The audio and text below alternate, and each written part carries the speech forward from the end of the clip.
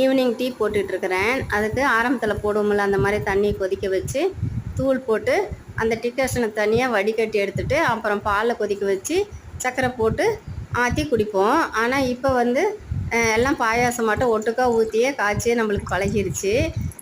இதில் வந்து நான் பால் ஃப்ரிட்ஜில் வச்சுருந்தனால கொதி வரட்டுன்னு அந்த டிகாஷன்லேயே ஊற்றிட்டேன். நிறைய டம்ளர் போடுறதுனா தனித்தனியாக செய்யலாம், சரி ஒரு டம்ளர் தானேன்னு.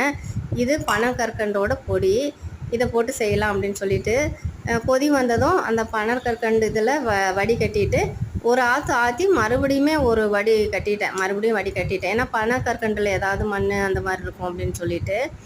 அப்புறம் இந்த மாதிரி இது டீ நல்லா டேஸ்ட்டாக இருந்தது. நம்ம ஏன் இதெல்லாம் மறந்தோம், இப்படி இந்த மாதிரி பாயாசமாட்டம் காச ஆரம்பிச்சிட்டோம் அப்படின்னு நினைக்கிறேன்.